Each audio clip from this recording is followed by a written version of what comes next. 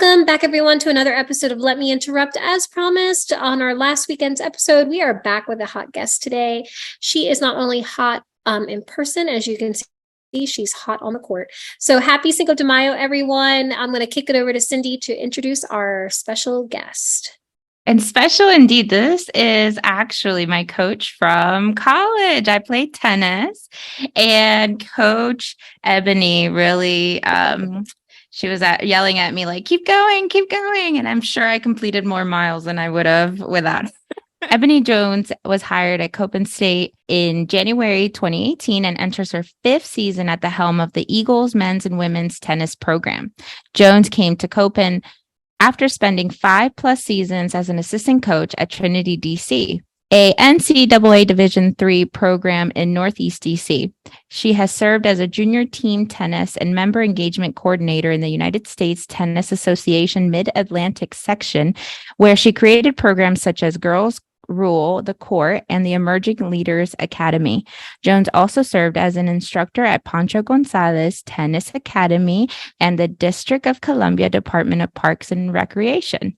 Following her playing career at Coppin State University, where she was 3-time first-team All-Southern Intercollegiate Athletic Conference selection, Jones joined the Professional Tennis Registry in 2005. To give back to her community, Jones began coaching at MACH Academy, where she played a vital role in developing numerous nationally ranked junior athletes. As a traveling pro, Jones served as a staff pro at Nike Adult Tennis Camp at Amherst College, which was voted one of the top 25 tennis camp destinations in the world by Tennis Resorts Online.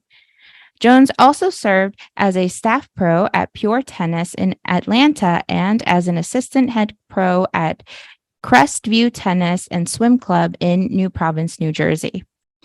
Jones received her Bachelor's of Science in Criminal Justice from Coppin State in 2005. She is also the co-founder of Kindred Creative Residence and Argo Forest. Based in Fletcher, Vermont, Kindred Craft is BIPOC LGBTQIA+ led inclusive collective of farmers, artists, educators, and activists committed to teaching sustainable living through regenerative agriculture, community outreach, and arts education. This one's the last line, and it's the easiest one. Jones is married to Josephine Mazik, and they reside in Baltimore City. Wow, that's going to have a big edit. Yeah. Wow, that was a mouthful, Cindy, and I feel like I need to kind of bow down to Ebonye. This is really impressive, Ebonye. What a stellar bio. But jumping into your own words here, can you kind of tell our listeners, new and old, kind of a little bit more about yourself? How, what was the inspiration to get into tennis as a player to begin with? I'll give you the elevator pitch. I saw a legendary tennis player play in the finals of Wimbledon, and her name is Zena Garrison Jackson. And I had never seen someone like me play tennis. I knew it was a sport. I know people played it, but I've never seen a Black woman play at that level. And I asked my mom for a racket and kind of self-taught. Me and my brother self-taught each other. Broke a window out of the house, and my mom was like, "Oh yeah, we'll get you somewhere to play." And just talking with friends in the neighborhood, Mac Academy, where my first coaching job, is actual NJTL program, which was a program founded by Arthur Ashe to get inner city kids, both brown and Black kids, to get into the game. So for years, it has grown to be a network of programs. I think there should be more than like 200 or 300 chapters in the country. But I found this program through some friends, and I really got tennis lessons, and it was a place where I could go get homework help, learn how to play chess, engage with the community, and have mentors outside of just my household. And then just fast forward from those moments, I got a 4-year scholarship to Coppin State University, best 4 years of my life, 504 College Drive to the end of me. And then, from there, it was just being a part of the tennis culture and fabric was just like a part of my life ever since then. We see in your bio, you majored in criminal justice. when did that shift happen to you deciding like, this is a career for me? Or did you not know right away? Can you tell us a little bit how that spark was ignited? I think just my interactions with tennis has always been very community based. So from the tennis academy that I went to, and then how I got my scholarship, it was very much aligned with my coaches and their network. And I knew coming out of undergrad that I wanted to make some type of change in the world. I remember my college coach my last year was like, "What are you going to do when you graduate?" I was like, I just want to make a change. So going into criminal justice, in my mind, I was thinking like, oh yeah, I could work with kids. It would be like a preventative thing before they get in trouble. That doesn't really work when you think about serving in the juvenile justice system. So I did privatized juvenile treatment for a while. So maybe about the first two years out of undergrad. Oh, and it was daunting. You see the world in a different light when you are hands-on with that community. And I always taught tennis as like a side gig, like it was my part-time job. And one summer I had a mentor call me and was like, "What are you doing?" I said, dying slowly at this job. I think I was an actual social worker at this point in my life. And she said, "Well, you should come be with me at Amherst for the summer." And she connected me with like 3 jobs that summer. So I was going from like New York City to Massachusetts. It was a great summer. But I had to actually quit my job. So at the end of the summer, I got money. I don't have a job. And we know when you save, it's only a certain amount of time that you have. And I was looking at jobs and college jobs, and I found a posting for Trinity, Washington. I came down to DC from New York. We had a great talk. I met with a lovely man named Coach Enoch. And they hired me, and I moved to DC, and that's where things tennis-wise just began to just shift and snowball into where I am now. Mm-hmm. But yeah, it was a natural progression of just something that I did on the side that I actually enjoyed. I mean, you see me on the court. I actually like tennis, and I like to be around the game and around people that like to learn. So it was a great segue to save me. Most people won't talk about like the ugly side of being in a very service-driven industry, and especially like when you think about interacting with people in some of their lowest moments of life, it can really weigh on you as a person. And I think for the spirit that I had back then, just working in criminal justice and within like the Department of Justice, juvenile justice, it was weighing on me heavily. And I think tennis saved my life just for the opportunity to back away from life and see, the real impact and joy that I wanted to have in my life. And I think that's been more impactful than me saying that I was going to stay and be a prison warden, because that was my ultimate goal leaving college. All right. So I want to touch on something that you said a few minutes ago, and that is the commonality between the coach and the criminal justice side of the house. I can imagine and appreciate the fact that a lot of your coaching skills probably translated very well over to the criminal justice side of the house. With adult or child, the structure, the regimen, the dedication, the inspiration, all those qualities that a coach brings to her team or his team are things that folks within the, who might find themselves in the system, right, could benefit from. Yeah, definitely.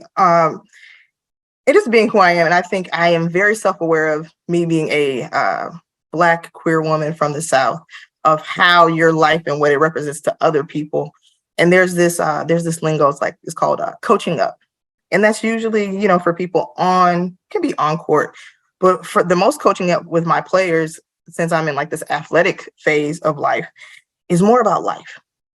And how when other things that are connected to you, especially like off-court things, they shape and mold and can either make you a better person, a better player, a better teammate, versus letting the trials and tribulations of life take you down places that mentally, physically, spiritually, that you don't have to go through. So it's been a good segue of how I wanted to be as a person, and also the space that I take up in the world, and how that means like for advocating for others, whether it's players, some of their issues with like in the classroom, you can say, like, you can come to me and say like, "Hey, Professor such and such is really giving me a hard time," and then we can go back.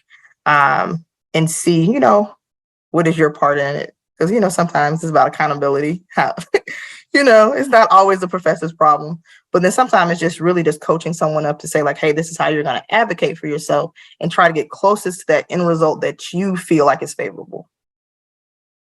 Yeah. It's so funny because thinking back, I remember there were days when you were out and we were like, it's an easy day today. But it was like, you were tough, but not unfair. And so I remember, when we would do those miles, like Melissa, so basically when we would hit the ball outside of the court, we would have to run. We would have to run around the court. And you do that so many times, you end up running lots of laps. And I remember like I wasn't the fittest, but I was pretty fit-ish for my body compared to now. And I remember we would run every day. But every day, like I was like maybe last, maybe second to last, maybe third to last. But Ebony just kept pushing. I remember like her, like, I go. And we would pass, like me and my friend Zuby, we would pass by her and she would be like, you can do better. You can do better. And here I am, like, I can't even catch my breath. I can't even like whatever, but I could do better. You know what I mean? And I could keep going and I could finish. And I remember being like, feeling appreciative at the end, like when I graduated and I came out into the world and I didn't have tennis anymore. I didn't have anybody telling me you could do it. And so, thinking about, I guess, that experience, how do you manage your athletes? Like, what process do you have for kind of gauging limits or where people are in the world? Like, is there some type of formula that you come in and you're like, here's, off base, this is what I need to do as a coach? You definitely get to know everyone individually. We go through a recruitment process. At Coppin, it's a Division I program. Everybody wants to play Division I tennis. It's quote unquote the best of the best. It has now been deemed the pathway for people to become professional athletes. And it's a bit different than like the NBA or the NFL where there's a draft. After college, if you have the aspirations, you can go out on the tour and try out some tournaments and see, where you fit in the scope of it if you really want to be a professional athlete. So with most of our athletes that come to Coppin, we have lots of conversations before you sign on the dotted line to commit to come and play and be an Eagle. But just knowing like the expectations that you have for yourself, I meet you there. And if you say that you want to be a professional athlete, my system is let's match your energy and efforts with your true goals. So if you want to be pro, your work ethic should be a lot greater than everybody else on the team. And that's part of my job to, keep that fuel and that fire under your feet. But when it comes to player development, we have our ways of monitoring wins and losses and seeing how to build from there. And then sometimes, just like life, within 4 years, you may have had great hopes and aspirations to say, like, I want to play at this level. And by the end of your 4 years, you're like, I want to go to med school. And that's totally fine. And that's where I come in to say, like, hey, you should talk to such and such and get their input on what would be the best way for you to go about this, or aligning them with the opportunity to talk to professionals in fields that they want to go to. So outside of the court, motivating them to keep their efforts aligned with their goals and what our goals are as a group. Knowing people individually, we're training leaders. So it's training college age young adults how to fit into a program where you're a part of an efficient wheel. And what that means is, even though you would like to say, I have this going on, can I do this instead of what the group is doing? It's bringing ideas and notions of, but does that serve the group? And does that serve the group's goals? And then, you got to look at yourself different when you ask those questions and you don't get the Coach Ebonye said, I could go do this. Because, you are letting down the group.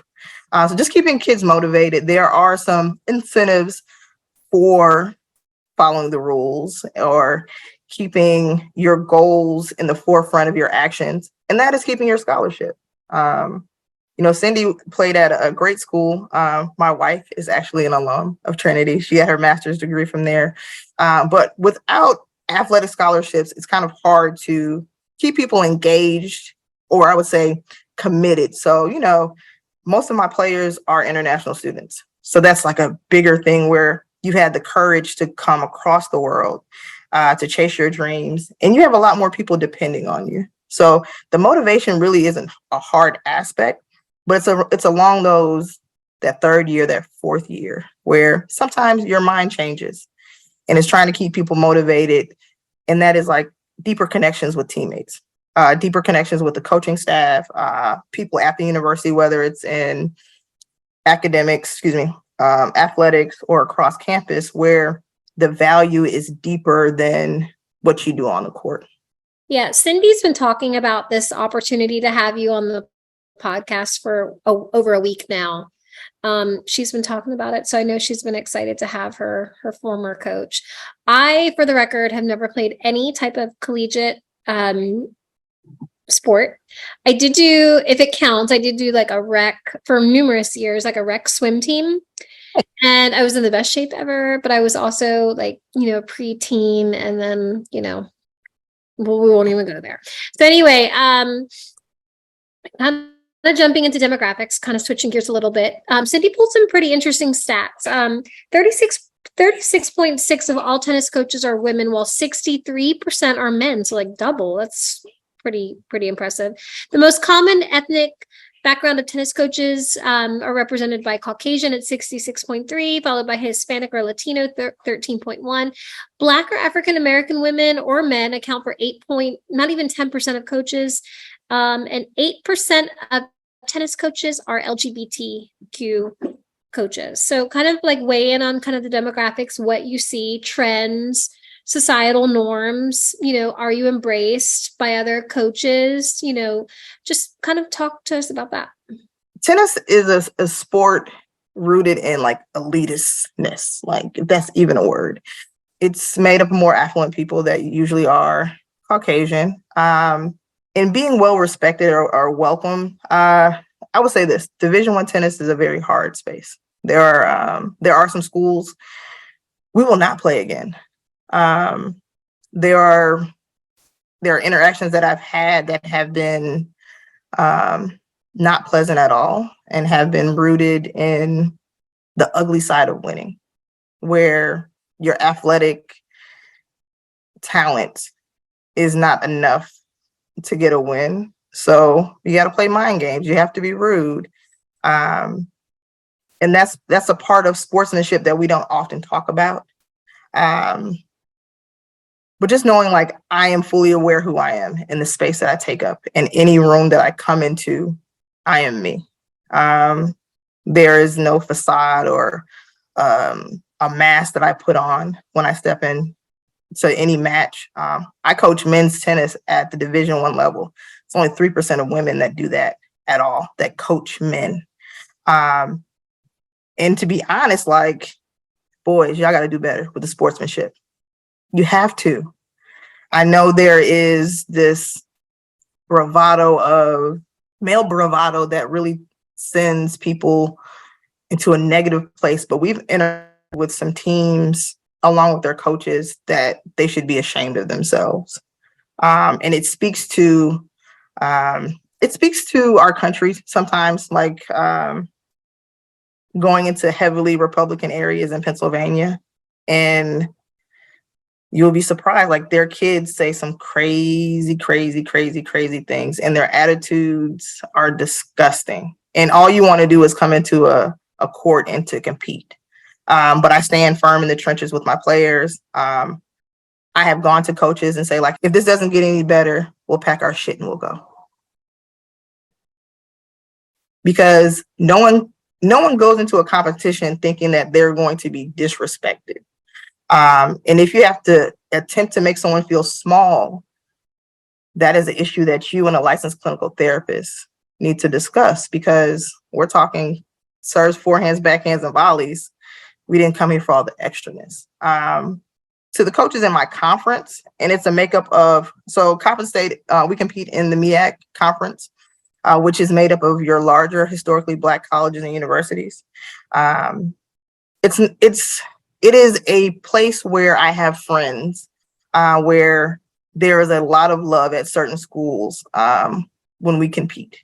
If there's any issues, we come together. Sometimes our players really can pan out things and say like, hey, we apologize. Things got a little bit out of hand. But in other instances, when we're playing, other schools that look different from us, the vibes sometimes are off. And sometimes, just like any other race relations, you just can't put a finger on it. It just doesn't feel right. But it's one of the things where I'm pretty much observant of all the matches and things that are going on, and try to support my players through most of those difficult times where it's been traveling with both teams, and the women, they're cheering for their teammates, and they've had like abrasive things said to them just because they were cheering. It's like, what did you think was going to happen? And then I, as their leader, have to go try to smooth this out from the coach's perspective, and letting coaches know like, this was nice, but we won't call you next season for a match. People aren't always kind to people that are different. But as a leader, I take on that challenge because myself, it depends on how you meet me of how you know me. You either meet me and I'm a Black woman. You may meet me and I'm a coach. You may meet me and I'm a queer woman. So it's like whatever focus point of intersectionality that you meet me, I know what it feels like to advocate for yourself because you are marginalized, and that you really just want respect and common decency. And that's where we start at. And anything less, we won't accept it. And for a sport that is drenched in like, it's a gentleman's sport, you would think that these would be the bare minimum. No, it's definitely not. But over the years, it's taken a change with how us as a team, or just certain people, are perceived and treated. And it is a back and forth struggle sometimes. And as I said before, there are certain teams, we haven't played them in 2 years. Next year it won't be the year that we circle back and have a conversation.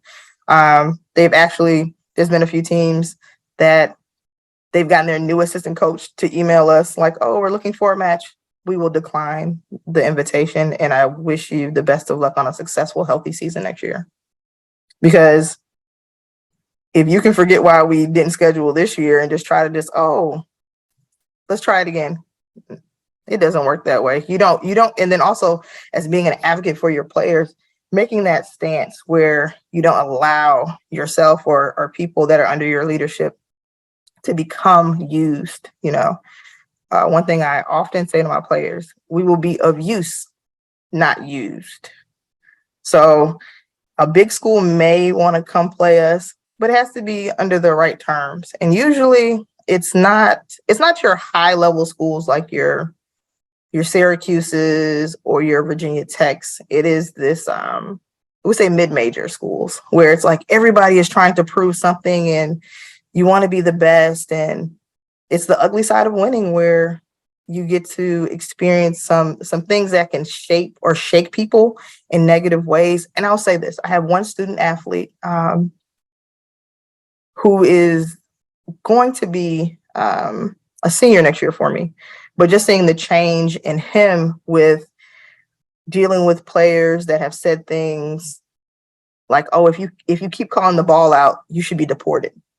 Where I know me at 19, if I were from growing up in Georgia, if I went to school in California and that happened to me, I would have cried, left school, and probably would have lived in the city that I grew up in.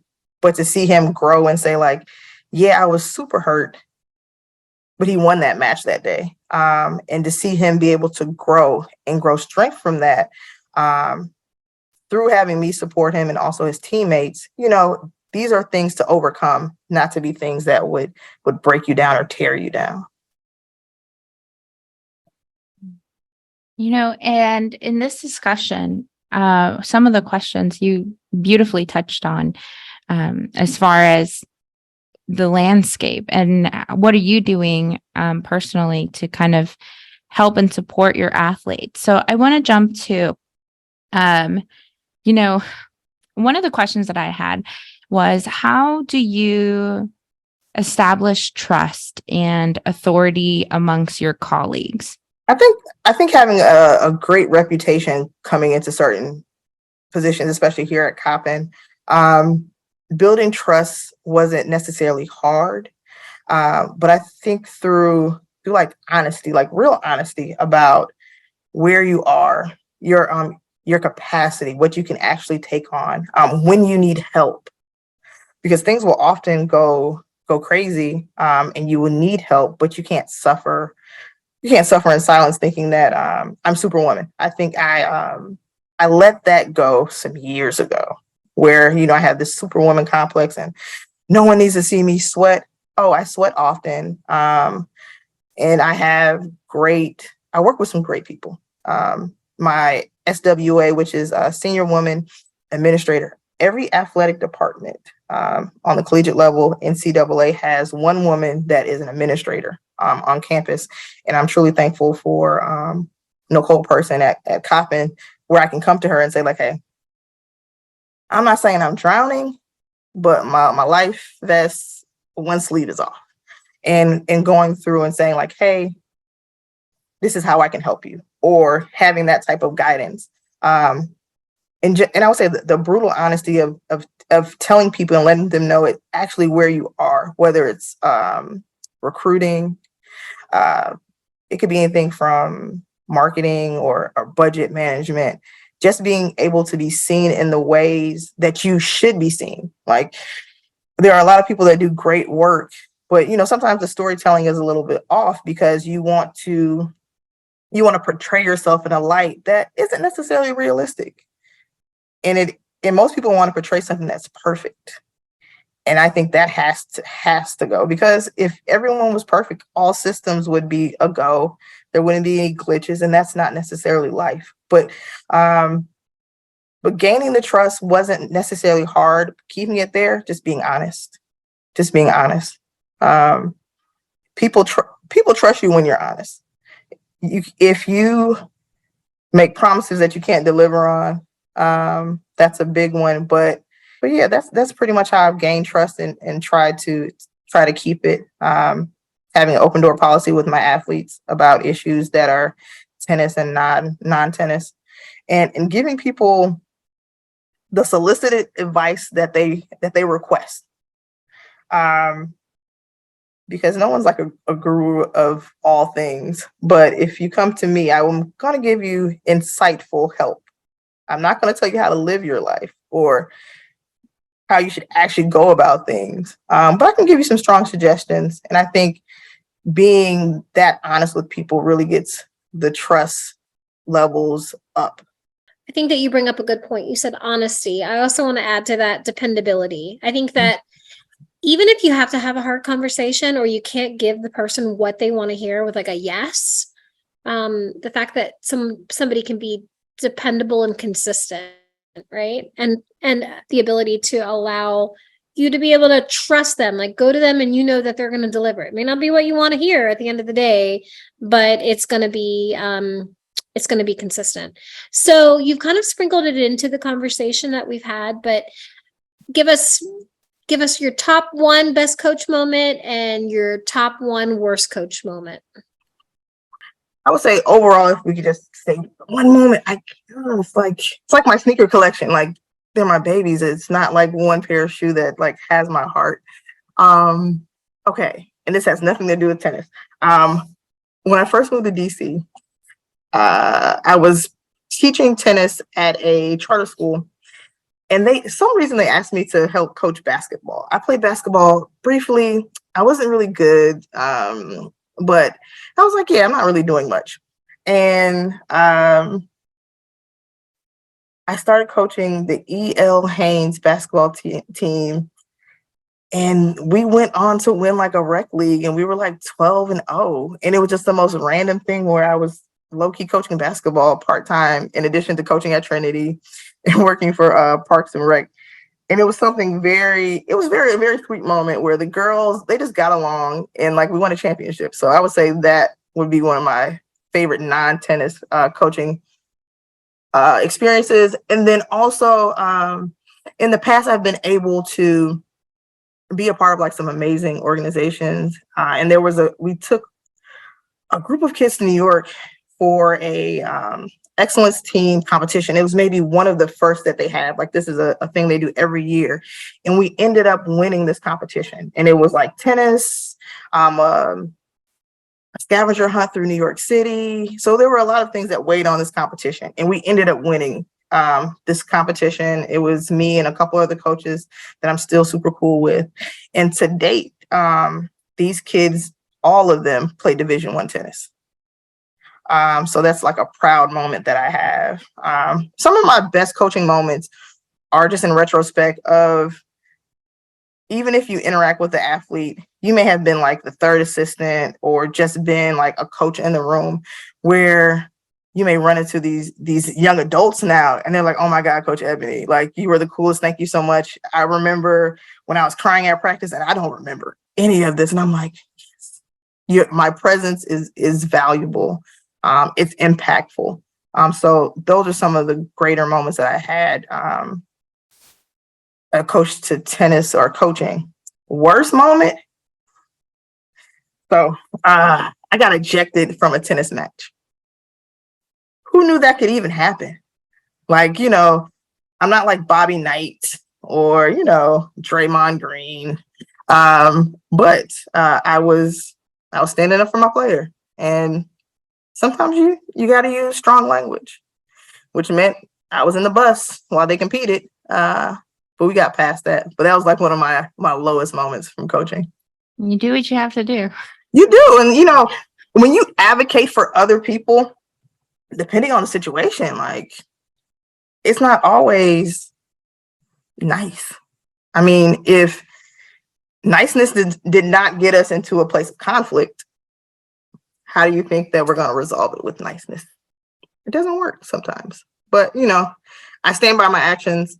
And I always know, like, I will always be in the trenches when it comes to my players, unless they're wrong. And often we're not, because the example that I give is we're strong competitors.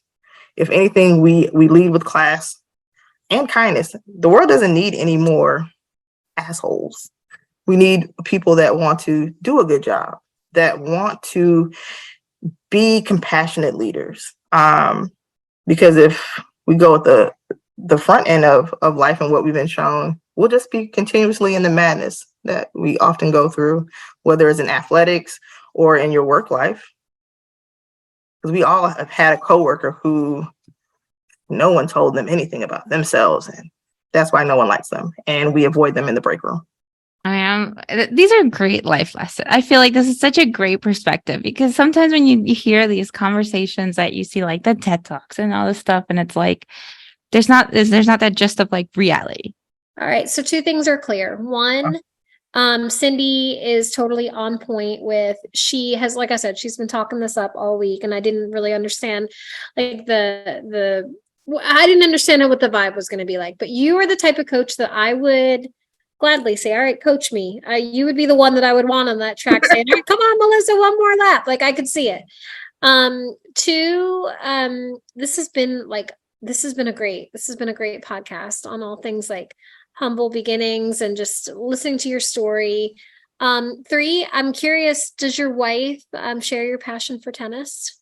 Okay, so yes. She loves the game.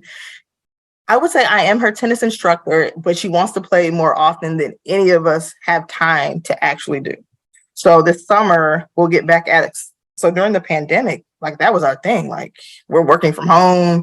We'll go play tennis. We would go play with friends. So she definitely loves the game.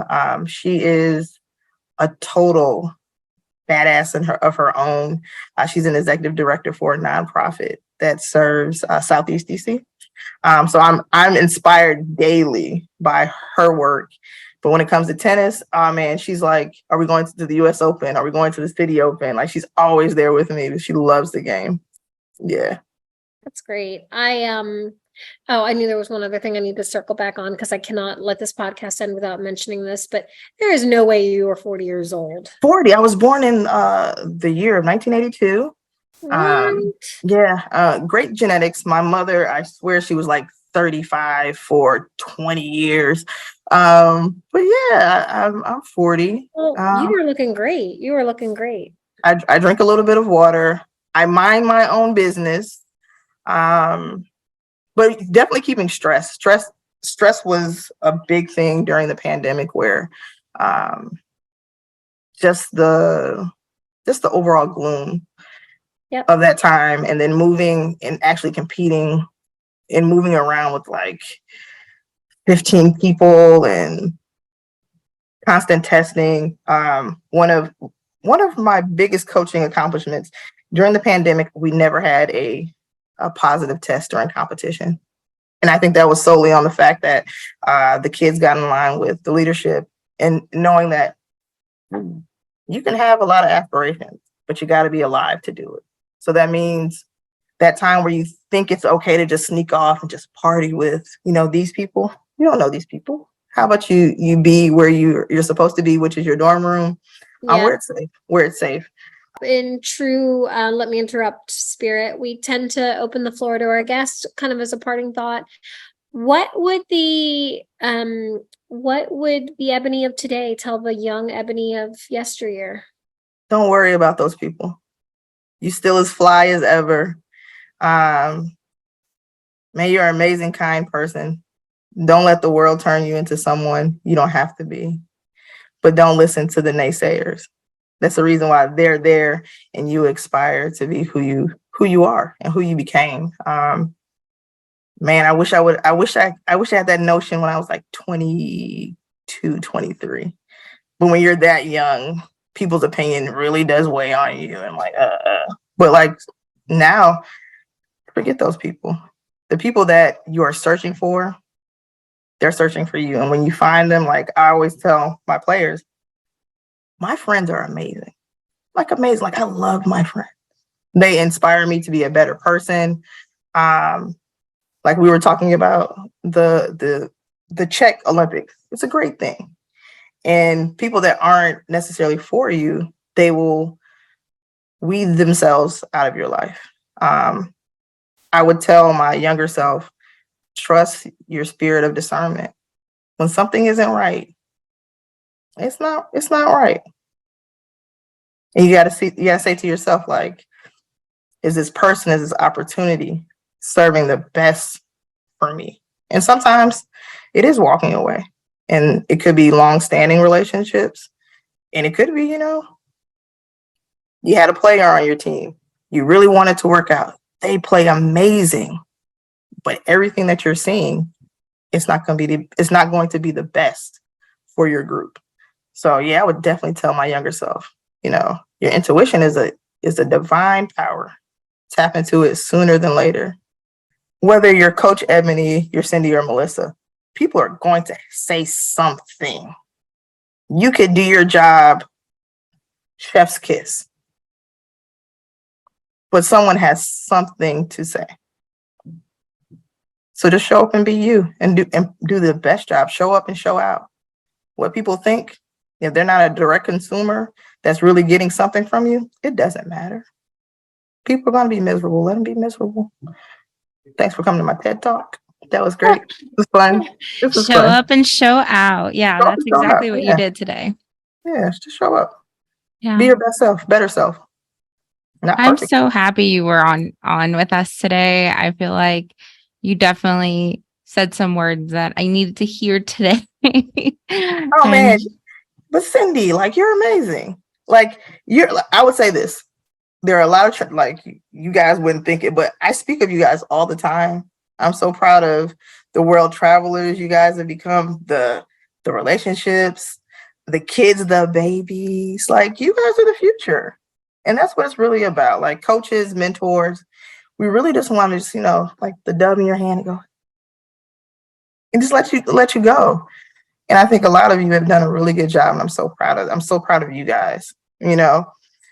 When you go out in the world, like people say things like, you need to go to this school to be like this amazing. And that's not necessarily true. There are a lot of you that have accomplished amazing things coming from little Trinity, Washington. And be proud of that, because I know me and Coach Enoch definitely are super excited. I'm so excited that you're making a big jump with your family across country. Melissa, you're coming back to the DMV. But those are the things that we're really proud of. And so I was so happy to hear from you, and nothing I would want to do on a Monday night. You are all the things and more that I would expect to have in a coach, whether that's a athletic coach, a life coach. Okay, well, let me just do the sign off here. So everyone, thank you for joining our episode today. I'm so excited you got to meet Ebony. I hope that you will follow her journey as well and all the success that she's bringing to her athletes. And until next time, just remember to keep interrupting.